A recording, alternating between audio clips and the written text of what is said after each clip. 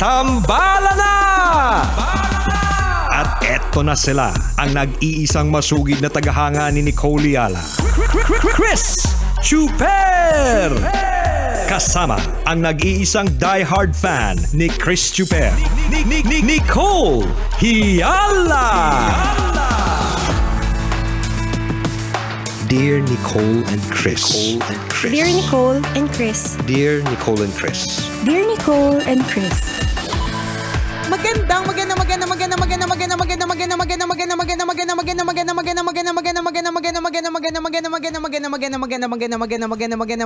morning, Luzon, Visayas, and Mindanao, Metro and Mega Manila. It's a Feel Good Tuesday. Hi, partner! Hi, partner! Hi, mga kabisyo! Congratulations, partner! Ay, salamat naman! Dahil inihalal ka ang sekretarya ng village ninyo. Ay, thank you very much. Alam mo, ito isang napakalaking pangaral. Parangalan. Hindi, papangaralan ako ng mga tao sa village. Alam mo, sa totoo lang, yung mga nakaupo sa kunyari sa Homeowners Association o kaya sa, pero charot lang hindi po ako officer doon. Yung mga ganyan, mga simpleng damitan lang. Tapos gagala sa barangay. Kumusta po? Ganyan. Yan, may pa-meeting po tayo. Pakisabi po sa mga natin. Mga constituents natin, di ba? Mga ganun. So, hindi, nakakatamad kasing ang nakakatamad pumorma today. Simplehan lang natin today. Simplehan lang natin, tas huwag tayo mag-makeup. Anyways, di ba, kung tutuusin talaga, may tinatawag na, masasabi mo bang parangal? In a way, parangal kasi naiupo ka sa posisyon, kunyari dyan sa homeowners o kaya sa barangay. Parangal yun. Isa itong parangal, di ba? Kasi ibig sabihin, may mga bumoto sa'yo, may mga naniniwala sa'yo, may mga nananalig sa kapangyarihan mo, di ba? Pero sa totoo lang, may kakibat din itong pangaral. Papangaralan ka ng mga tao sa paligid mo. Hindi madali At alam mo, parang feeling ko, partner, mas lalo kong nakita yung hirap ng mga nandyan nung pandemic. Kasi nung pandemic, lahat ng tao nasa bahay. So dahil lahat ng tao nasa bahay, partner, lahat ng mga dating mga homeowners na wala namang pakialam sa mga nangyayari sa kung merong matataas na mga damo o kaya kung yung mga ganun na mga bagay-bagay na hindi naman iintindi kapag hindi tayo busy, diba? Biglang inintindi lahat.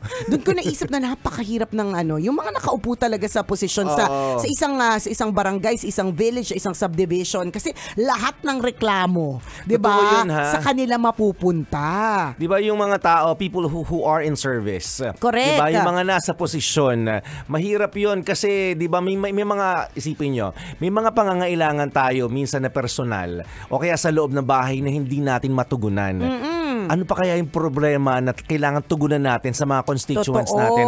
Sa village, sa community, sa barangay, sa office. Yan. Diba? Mahirap yun. Kaya totoo po yun. With great powers come great responsibility. Totoo. Habang nadadagdagan ang iyong kapangyarihan. Ayan. Diba kunyari, nasa office ka. Na-promote ka. Diba? Na-promote ka as manager o na-promote ka as an executive.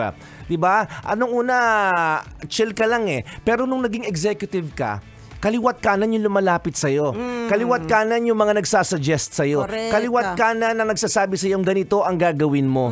Asikasuhin mo yung ganito, asikasuhin mo yung ganyan, asikasuhin mo siya. Di ba? Ang dami mo ng responsibilidad. Correct. At hindi biro yun Totoo. Kasi minsan nga ulitin natin, minsan yung sarili nating problema, hindi natin matugunan. Pimple mo nga Problema pa kaya ng iba. Pimple mo nga, hindi mo magamot. Hindi ka nagkaka-time para dalhin sa kinauukulang pwedeng tumira niyang utang na loob na pimple na yan, 'di ba? Problema pa ng iba. Kaya sa totoo lang nakakabilib yung mga nasa yung merong extrang responsibility na ginagawa kasi meron talagang kaakibat na extrang stress na tinatawag, 'di ba? O so kung correct so kung ikaw ay nakaka-experience ng extrang stress, extrang responsibilidad, gusto mo yan, gusto mo ma-promote, 'di ba? O edi wow.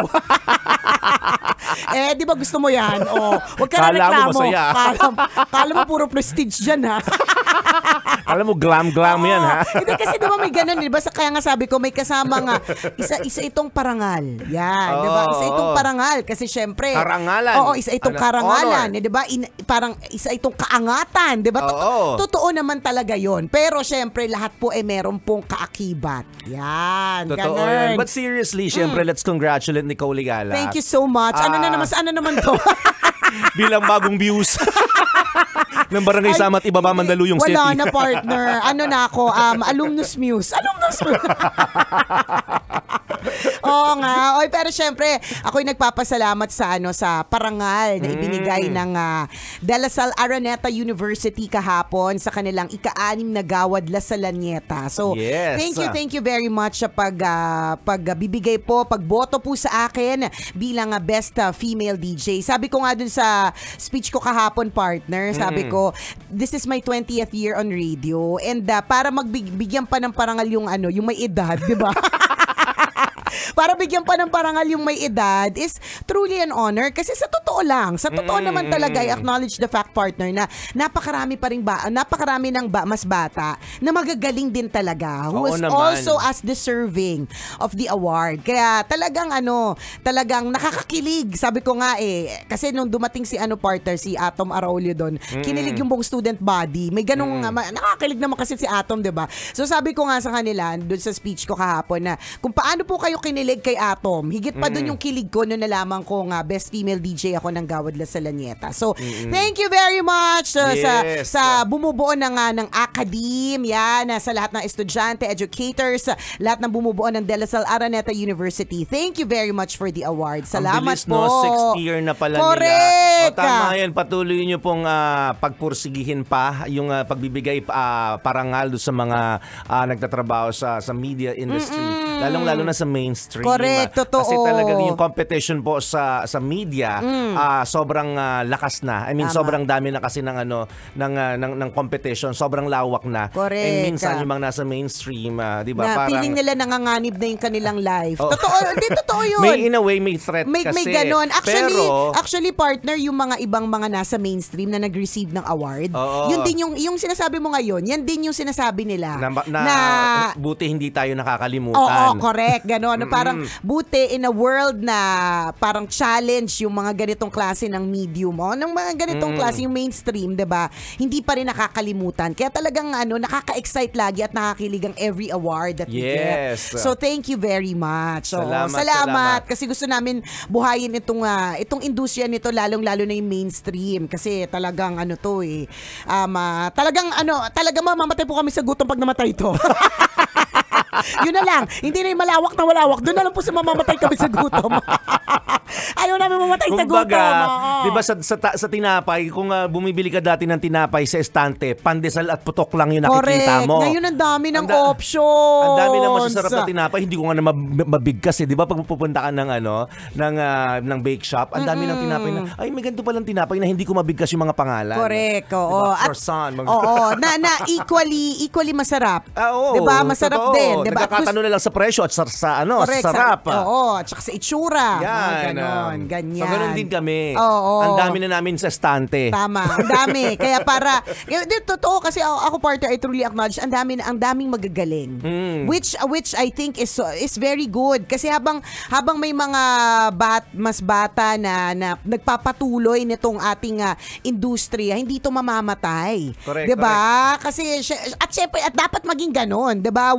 While maraming mga nagiging batikan, maraming nagiging veterano, diba, na lahat din lumalaban pa rin, maganda din na may mga nagsusulputan din ng mga bago. Kasi sila yung magpapatuloy Correct, diba? At correct. kailangan may pagpapatuloy na magaganap. Ganon. Totoo yan. No? Ibig sabihin, anong tawag dito, kumbaga sa walis, mas matibay na tayo, mas marami tayo. Diba na mamahayag ng iba't ibang impormasyon. Correct, totoo yan. Napakaraming impormasyon at iba't ibang klase ng entertainment. Doon pala tayo sa entertainment kasi impormasyon natin, partner, hindi tayo sure kung medyo totoo. Medyo Doon na tayo. chismis kasi yung madalas correct. eh. Maladalas na mamarites lang kami ng buhay ng may buhay. Alam mo, meron tayo isang tambalanista na nagtatanong. Sabi niya yan sa akin nung isang araw na nabasa ko to. Wait lang ha. Ito. Sabi niya, anong chismis? itong chika niya. Sabi niya, Dear Nicole and Chris, tambalanisan niyo po ako since 2008. Sa totoo lang po, kaya po ako kumuha ng kursong mass communication dahil gusto ko po isang araw maging isang radio DJ din katulad po ninyo. O kaya kahit na anong platform, basta magkaroon po ng boses at popularity. Ngayon po, nakapag-start na po ako ng sarili kong YouTube channel. Hindi pa siya kalakihan pero medyo-medyo na din. Ano ba talaga? Malaki o medyo-medyo? Hindi pa siya kalakihan pero medyo-medyo na din. Kaya lang parang nakaka-stress po kapag may mga tao pa lang hindi gusto yung content mo. Kaya tuloy iniisip ko, gusto ko pa bang maging popular o wag na lang? Thank you, God bless, Tambalan, and hope to see you soon. Ngayon, 20th anniversary ninyo. O, ayan. So, sana, di ba yung mga nag-wish na ma-meet tayo, di sana ma-meet nyo na po kami. Nandito lang naman po kami. Yan. Abang-abang lang kayo. Ganyan. O, anyways. Sa mga kaganapan. Mga ganap-ganap. Kung anong oras na ba talaga ang mga ganap-ganap. Ganun. Basta yun na yun ang mga ganap. Okay. So, ano yung tanong niya? Okay bang maging popular? Ano yung mga issue at concern mo? Okay lang ba na ipagpatuloy ko pa kasi hindi naman lahat ng tao nagugustuhan yung content niya. Ganun. Well, sa totoong buhay, kahit hindi ka naman gumagawa ng content, hindi naman lahat ng tao ay gusto ang ginagawa natin. Diba? Totoo. Meron at merong sasabihin ng ibang tao. So, just do, ano yung sabi nung kausap ko? Just do it. Hindi, just do you. Just do you. Oo, parang ganun. Basta parang bitin yun. Sabi ko, parang bitin yung advice na yung just do you. Ano yun? Ikaw na daw bahala magpatuloy. Kung anong trip mo, bahala ka na. Connect the sentence pala. Nakakalurky. Hindi, pero totoo. Sa kahit anong industriya, whether or not nag-content creation, nandun ka sa mundo ng vlogging, kahit ano, kahit alin, lagi at laging may sasabihin sa iyo yung ibang tao. Pero ang lagi mong tatandaan, masaya ka ba dito? Natutuwa ka ba dito? Feeling mo mas napapabuti kang tao or alam mo yun yung mas bumobongga ka talaga dyan. Tama. Di ba? Di mo na lang kasi lagi meron sasabihin ibang tao. Tingnan mo naman, di ba, partner, sa mga bashers. Artista ang ganda na, pero may mababasa ka pa sa comment section, hindi naman siya maganda. Ha? Alam mo yun, parang aling part na mukha niya hindi maganda. Kasi again nga, kanya-kanya, di ba? Sabi nga natin kahapon, di ba, partner, beauty is in the eyes of the beholder. Minsan gandang-ganda ka sa isang tao pag naka-makeup siya, pero pag hindi siya naka-makeup, hindi ka nagagandahan. Pero may mga iba na mas nagagandahan sa'yo kapag wala kang makeup versus naka-makeup ka. Diba? May mga ganun. Kasi nga, kanya-kanya at hindi natin mababago yung opinion ng bawat isa. Totoo yun. So, ano lang tayo, kung ano ba yung nagpapasaya sa atin? Ano ba yung nagpapatibay sa atin? Ano ba mas nagpapabongga sa atin? Yun. Gawin lang po natin yun. Basta wala natatapak ang ibang tao. Yes. Ganun. Kailangan baguhin mo yung mindset mo doon na hindi ka dapat maapektuhan sa sasabihin ng ibang tao. Although mahirap na practice yun, pero pwede mong sobrang gawin. Sobrang hirap talaga. Kumbaga, tanggapin mo lang sa sarili mo na ang katotohanan ay hindi natin mapiplease ang lahat. Kahit maganda naman yung intention mo sa paggawa ng content, may mga taong magsasabi pa rin hindi maganda ito. Sasabihin nilang, tumigil ka na. Diba? Kaya ang payo namin, diba, kung gusto mo talaga ang isang bagay, desidido kang gawin yun. Diba? Kahit anong sabihin ng ibang tao, itutuloy mo yon, itutuloy mo ang laban kasi nga gusto mo ito. Correct. You're passionate about it. Tama. So yun ang sinasabi natin. Kung gusto mo ito, ipagpatuloy mo lang. Kung hindi mo gusto, wag mong gagawin. Kung napipilitan ka lang, wag mong gagawin. Kasi kung tendency nakikigaya ka lang. Yes, Oo. kasi tendency is makarinig ka ng isa o dalawang tao na mag-comment ng hindi maganda sa ginagawa mo. Magi-give up ka kaagad. Tumba ka na agad. Yes. Oo. Isa ka ng correct. Isa ka ng bowling pin na tinamaan ng bolang 6 pounds. Diba? Ganon. Mahina kang lang pagka ganon. So sa katotohanan kasi, maraming mga tao magsasabi ng kung ano-ano sa buhay natin, sa ginagawa natin.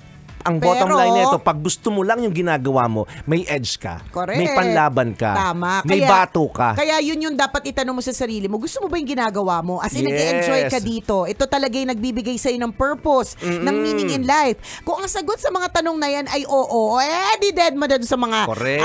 walang ambag sa buhay mo, di ba? It's but normal though, na maapektuhan tayo sa sasabihin ng ibang tao. Kasi tao lang tayo eh. Hindi naman Totoo tayo yun. Diyos na parang kayang intindihin ang lahat ng mga bagay. And lagi natin tatandaan na ang buhay, life will always find a way to test you eh. Oo, yung katulad ng mga ganyan na klase mga pagsubok, Oo, di ba? part yan. Oo, part talaga. Life will always find a way to test you. Ang goal, kabisyo, ay hindi para pahinain ka dun sa mga tests na yan. Ang goal ay para patibayin ka sa mga tests na yan. Gaano ba ako Yes. katibay sa gitna ng mga binabato sa aking mga eklavu? Diba? Seryoso na sana tapos umeklavu sa dulo. Nakakainis yung gano'n. Ang mga test na yan ay magbibigay sa atin diba? Ano rin sabi ko, Magda? ng magandang Magandang the goal is not to weaken you. Yan. The goal is to strengthen you. Na kahit ano man ang iba to sa yung eklavu, di ba? Kakayanin Maganda mo. naman. Gets nyo na yan. Gets nyo na yun. Diba? Totoo naman yun. May mga pagbabato lagi na mangyayari. Pero ang truly talaga, matira matibay. Correct. Diba Oo, patibayan talaga po ito ng sikmura, Yes. pakapalan talaga ng mukha, pagalingan ng multivitamins na tinitira, at paastigan ng guardian angels. Such is life, kabisyo. So, don't give up. Keep going. Laban lang ng laban. Yung sinasabi lagi natin na just do what you love. Just do you. Yeah, and do what you love. Do you. Do what you love and love what you do. Ganun lang yun eh. Mag-stick ka lang din doon na hindi ka masyado maapektuhan ng ibang tao. And life in general, if you care about what people will think. Ay nako, good luck talaga. Sira talaga lagi ang araw mo. Totoo. Kasi lagi may sasabihin, kahit nga yung pinakamababait na tao eh. Hindi ba't yung iba, parang ang bait-bait na nga nung taong yun, may comment pa rin, ba't ang bait ba yan? Papunta na siya sa tanga. Diba? Tingnan mo, mabait na nga siya.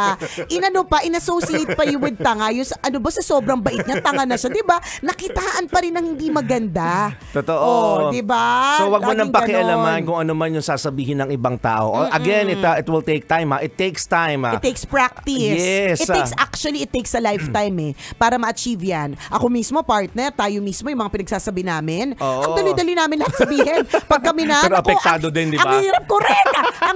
ang hirap na hindi maapektuhan. Kasi nga, it takes a lifetime to learn all these things. Pero, Yes.